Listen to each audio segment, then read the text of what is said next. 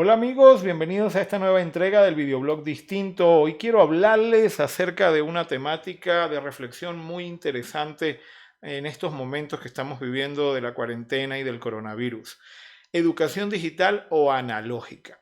¿Qué es lo que ha pasado con la educación y cómo esta situación que nos ha tocado vivir con lo del COVID realmente nos ha puesto a pensar si estamos preparados o no para ese cambio de lo analógico a lo digital?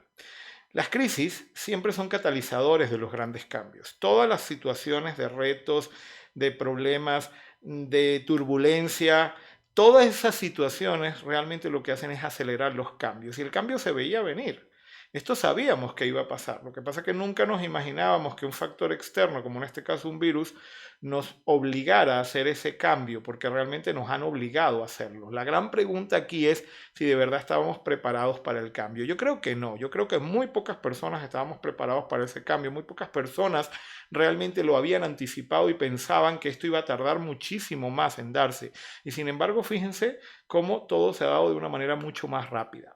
¿Quiénes han sido los más afectados en este momento de crisis? Los más afectados son aquellos que no se adaptaron a eso, que no se prepararon para eso. Aquellos profesores, por ejemplo, que venían del mundo analógico de la vieja escuela, pero que no estaban familiarizados con las tecnologías de la información. Se encontraron entonces con un choque muy grande porque los alumnos, ese mercado que demanda eso, sí está preparado desde el punto de vista digital porque son nativos digitales. La gran pregunta que surge en todo esto es si deberían ir los estudiantes a un aula de clase. Este es el tema de debate y de reflexión principal con el que yo creo que cuando salgamos de esta situación, de esta coyuntura en la que estamos del coronavirus, deberíamos nosotros replantearnos un poco el modelo educativo y preguntarnos por qué y para qué. ¿Tiene sentido que los estudiantes vayan a un aula de clases si lo que van a aprender lo pueden encontrar en Internet de una manera mucho más rápida e incluso, cuidado, hasta de mejor calidad? Parece que no. Ahora, ¿por qué y para qué ir al aula de clase? Estas son las preguntas fundamentales que nosotros en el sistema de educación tenemos que responder, porque si no tenemos un verdadero por qué y un para qué, una trascendencia para que tenga valor y vigencia ir al aula de clase con todos los costos que esto implica, que no tengo por qué hablarles las ventajas que tiene el mundo digital por encima del mundo analógico. Es obvio y todos lo sabemos. Bueno, de hecho ustedes lo están viendo en este momento, en este video. Creo que para mí el grave problema que hemos tenido, sobre todo en nuestro sistema de educación, es que definitivamente no innovamos y nos quedamos con un modelo clásico basado en la transmisión del conocimiento. Desde ese punto de vista, el docente, el profesor, no es más que una de esas fuentes de transmisión de conocimiento y existen muchas más opciones, muchas más fuentes que pueden transmitir el conocimiento de una forma mucho más eficaz. Entre ellas, por ejemplo, está Internet. Entonces la gran pregunta aquí que viene es si realmente esto es un reemplazo o un complemento. Si viene a marcar un antes y un después, si no volveremos otra vez a la presencia física en las aulas de clase y vamos a acabar completamente con ese modelo antiguo, o realmente esto va a ser un complemento como yo creo. El aprendizaje ubicuo es un concepto que ha surgido y hace muchos años desde que las tecnologías de la comunicación y la información han tomado auge, y básicamente se basa en el hecho de que yo aprendo algo solo cuando para mí tiene utilidad, solo cuando lo necesito, solo cuando para mí tiene un para qué hacerlo. Y fíjense que cuando yo tengo sentido y le veo sentido y significado a eso, en ese momento entonces es que yo voy a las tecnologías de la información, googleo y consigo lo que yo necesito en el momento en que yo lo necesito. ¿Qué sentido tiene aprenderme algo que no sé en qué momento de mi vida lo voy a utilizar? Ahí es donde viene un poco replantearse la manera como estamos enseñando y evaluando. Por ejemplo, en Dinamarca, no sé si ustedes lo sabían, pero por ley está establecido en la ley, si yo estoy en mi examen y el profesor me pregunta alguna cosa, yo tengo derecho a sacar mi teléfono celular o mi computadora o incluso un libro y ponerme a buscar cualquier tipo de información que me resulte útil para responder. Tengo el derecho de poder hacerlo. Fíjense que cuando esa ley se promulgó, y no les estoy hablando de algo reciente, les estoy hablando de hace 15 años aproximadamente que se promulgó esa ley en Dinamarca, y hay otros países como Finlandia que también lo tienen en su sistema. Esta ley le dio un duro golpe al sistema antiguo de educación danés. Ese sistema antiguo de transmisión del conocimiento ahora obligó a cambiar ese modelo de enseñanza enseñanza y de evaluación. ¿Y hacia qué se cambió? Pues lógicamente, si ahora los estudiantes no tenían que aprenderse nada de memoria porque todo estaba en internet y lo podían buscar cuando ellos lo necesitaran.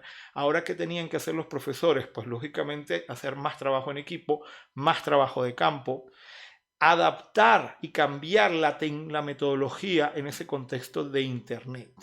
Ahora debo pedirle a mi estudiante otro tipo de cosas, como por ejemplo creatividad, creación de contenido y significado, trabajo experimental, análisis de casos, resolución de problemas. Aquí es donde entonces tiene sentido un profesor y pudiese tener sentido entonces la educación analógica o presencial para complementar la educación digital.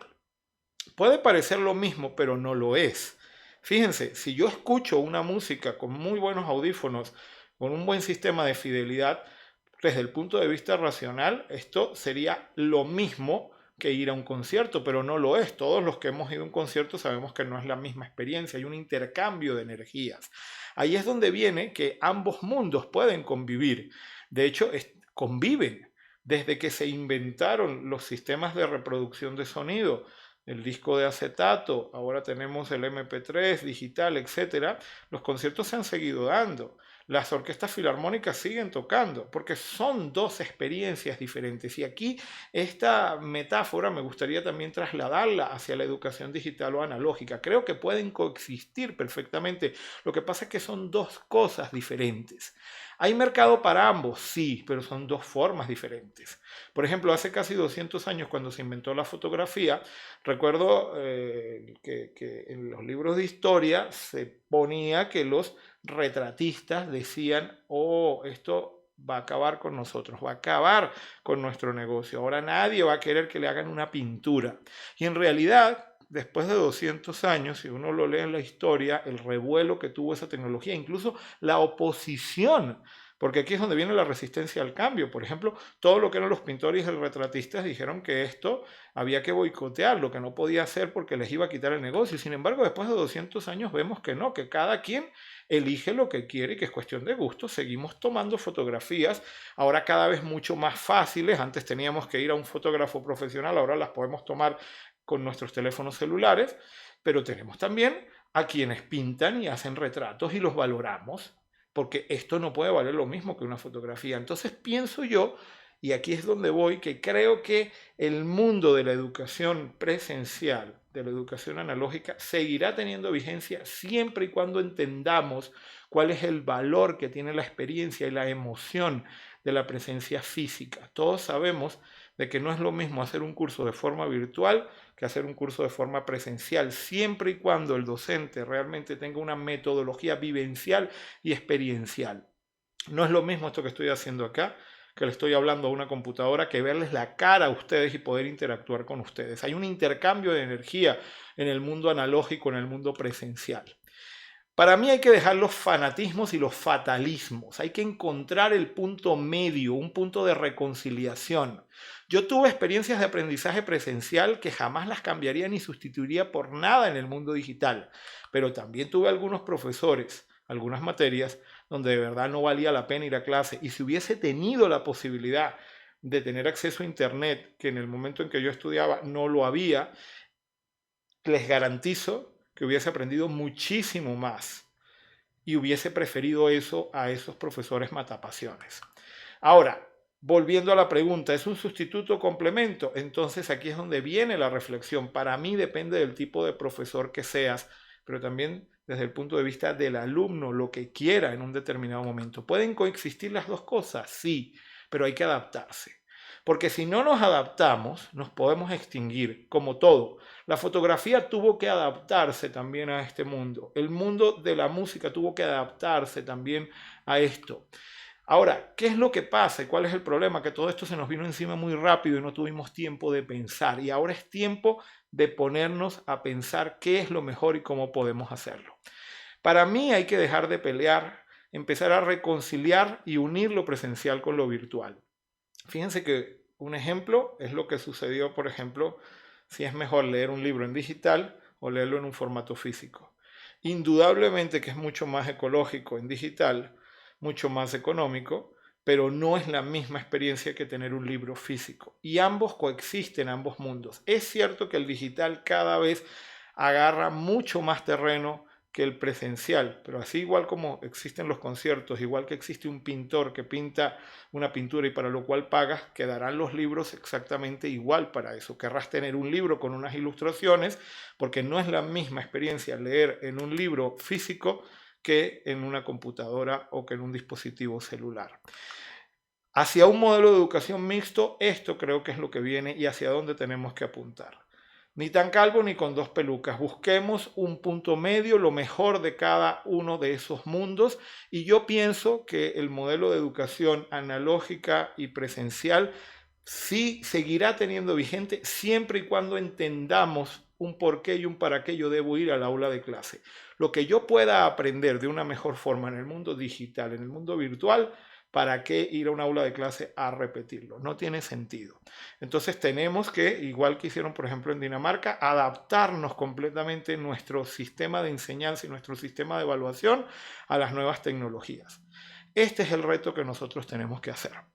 Bien, espero que les haya gustado, espero que reflexionen acerca de esto. Pienso que es muy importante independientemente de que se dediquen o no a la educación, porque en el fondo todo el tiempo nosotros estamos aprendiendo. Viene un cambio de modelo y ese cambio de modelo tenemos que darlo. Muchísimas gracias por su atención y hasta la próxima entrega del videoblog Distinto.